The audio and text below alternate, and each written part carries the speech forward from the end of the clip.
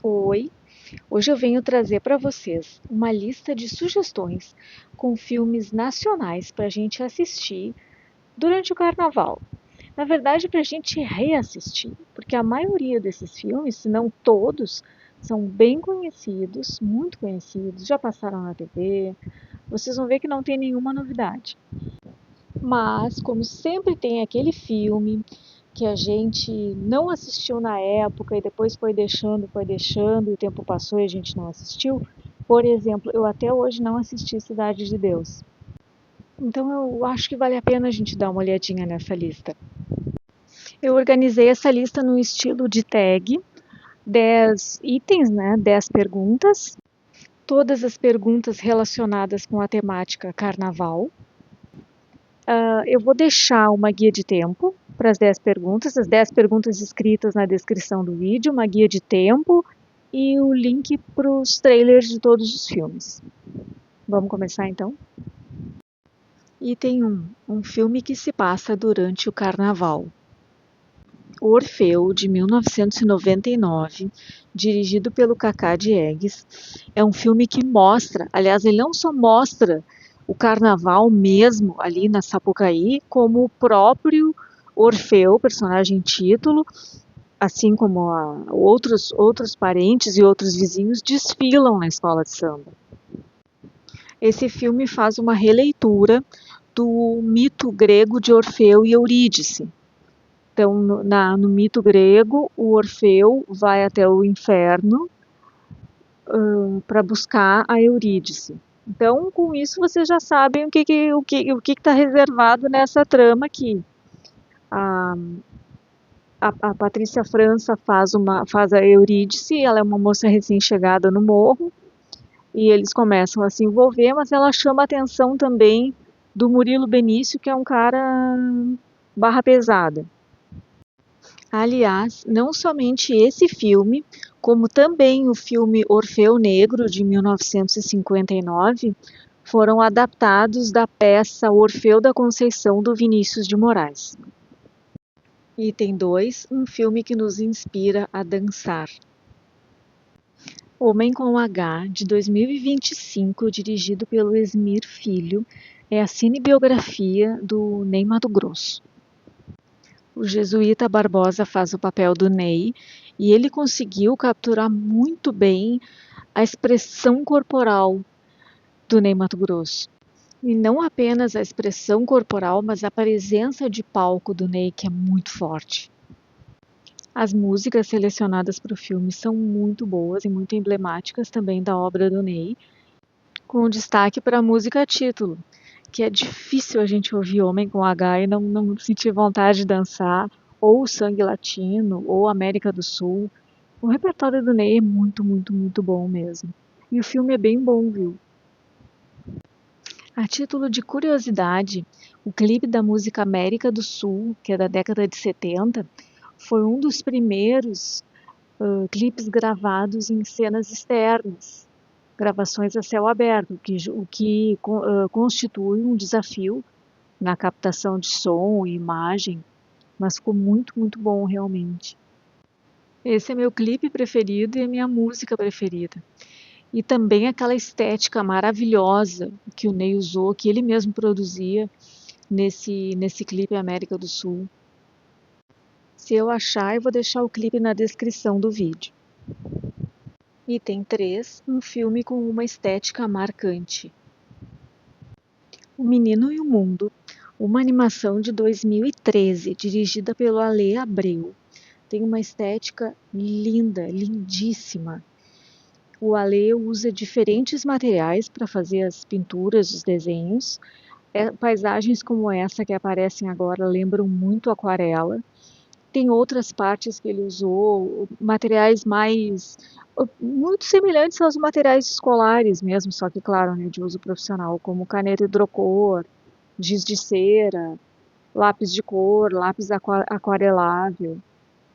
Os desenhos são singelos na forma e ricos em cores. E a animação conta a história de um menino que foge de casa para encontrar o pai, que se afastou da família para trabalhar. E nisso, né, mil aventuras, mil pessoas que ele encontra e vários lugares do mundo. É muito lindo mesmo, recomendo. Item 4, um filme que capricha na trilha sonora. Muito embora os pontos de maior destaque de Ainda Estou Aqui sejam as atuações e a reconstituição de época, as músicas selecionadas pelo Walter Salles para compor a trilha sonora desse filme são muito representativas da época em que elas foram compostas e também elas casam muito bem no filme. Com destaque, sem dúvida, para É Preciso Dar um Jeito, Meu Amigo, do Erasmo, e Jimi Hendrix, do Tom Zé. Item 5, um filme que mostra a cultura popular. Central do Brasil, dirigido pelo Walter Salles, um filme de 98, eternizado pelo infame Oscar de 1999. É um filme que mostra, do começo ao fim, vários aspectos da cultura popular. Uma das cenas mais icônicas, digamos assim, que valoriza a cultura popular é aquela cena da procissão, não é? No interior do Nordeste, aquelas romarias, todo o comércio que se estabelece em função dos romeiros e a fé também das pessoas que pagam promessas. Esse filme é muito bem sucedido na sua proposta de road movie e, ao mesmo tempo, ele não perde a raiz brasileira, ele não perde a sua identidade. E aquela cena em que a Fernanda Montenegro está bem faceira, olhando o ônibus se afastando, achando que ela se livrou do guri, tomando uma cachaçinha, assim, uma leveza, e ela olha assim a uma mesa próxima e tá lá o guri. As feições no rosto dela se transformando, assim. Ela é uma excelente atriz, realmente. Item 6, um filme leve e despretensioso. Se Eu Fosse Você, de 2006, é uma comédia sobre um casal casado há vários anos e eles têm uma discussão e algo acontece e eles trocam de corpo. A alma dela vai para o corpo dele, a alma dele vai para o corpo dela. Não é um filme perfeito. As interpretações têm um estereótipo exagerado do que é homem e do que é mulher. Isso não, evidentemente, não por falta de potencial dramático desse casal de atores, que é sensacional. Mas é porque o filme foi feito assim. Então tem coisas que a gente poderia querer mudar, mas assim, para um filme leve e despretensioso, esse casal de protagonistas é muito legal, é muito carismático. E o filme tem, como ele é dirigido pelo Daniel Filho, ele tem uma impressão digital de televisão. A gente percebe a diferença entre um filme feito por um diretor que trabalha exclusivamente com o cinema e um diretor que trabalha predominantemente com televisão. Não é um demérito, é uma característica. E o segundo filme também é bem legal, vale a pena assistir. Item 7, um filme em que chove bastante. Quem nunca foi passar um feriadão de carnaval na praia? Foi bem faceiro com todos os itens possíveis para um sol forte, deixando sombrinha guarda-chuva em casa, é óbvio, e chegou lá e só choveu o feriadão inteiro. E ainda teve que ir num supermercado comprar um baralho, porque a única coisa que dava para fazer é jogar canastra. Esse filme, O Silêncio da Chuva, é uma adaptação do livro do Luiz Alfredo Garcia Rosa, uma adaptação de 2021 e dirigida pelo Daniel Filho. Esse filme eu ainda não assisti. Por quê? Porque eu ainda não li o livro. E como é uma literatura policial, eu não quero estragar a experiência do livro vendo o filme. Esse filme, então, eu não posso recomendar, pelo menos não ainda. Mas o escritor é muito bom. Item 8, um filme com evolução, nota 10. Vocês sabem que nos critérios de avaliação de uma escola de samba, a evolução significa o ritmo, mais ou menos, né? O ritmo em que aquela escola de samba passou na avenida. Se as alas estão uma logo depois da outra, se não tem se não fica buracos, né, na apresentação da escola de samba, se os membros das diferentes alas se apresentam com coesão e também coesão entre as alas. Então, se fosse um livro, evolução seria o ritmo da narrativa. Se fosse um filme, seria montagem.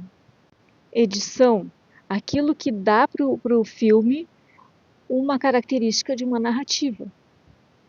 Por isso que eu escolhi Tropa de Elite, do José Padilha, de 2007, mas o Tropa de Elite 2 também serve para responder esse quesito. O filme é bastante ágil, tem um ritmo bastante... O primeiro, principalmente, tem um ritmo bem puxado, bem dinâmico. É um filme ideal para quem gosta de ação.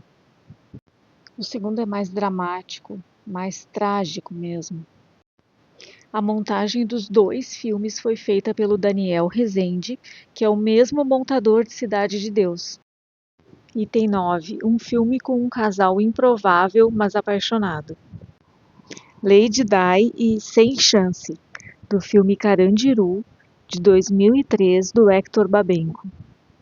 Eu escolhi esses dois como um casal improvável, em primeiro lugar pela diferença física que eles têm. Chega a ser engraçada, aquela cena do casamento chega a ser cômica, porque eles têm no mínimo uns 30 centímetros de diferença de altura e o Rodrigo Santoro deve ter o dobro da largura.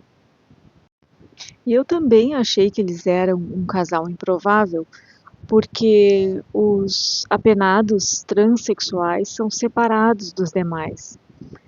Mas eu fui pesquisar e eu vi que essa separação dos apenados transexuais é recente, é coisa de 2018, 2016 para cá. Mas como o filme retrata o início dos anos 90, porque o massacre do Carandiru foi em 92, faz sentido a Lady Di e o Sem Chance formarem um casal. Aliás, esse casal é um dos poucos alívios nesse filme tão pesado. Item 10, um filme que diverte e emociona.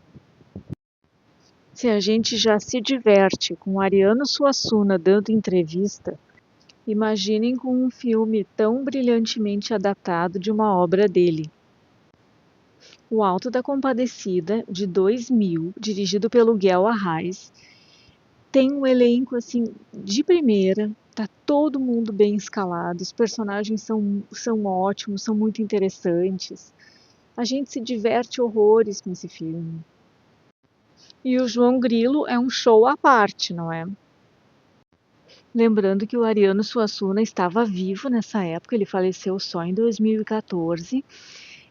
Ele aprovou o elenco e ele considerou o Nastergaile assim, o melhor João Grilo possível. Chegamos então ao fim da nossa lista. Uma lista com filmes que nos enchem de orgulho da nossa arte, da nossa raiz latino-americana e dos nossos artistas. Eu espero que vocês tenham gostado. Deixem nos comentários se tem algum desses filmes que vocês ainda não assistiram, de quais desses filmes vocês gostam mais e de quais desses que vocês não conseguem gostar de jeito nenhum.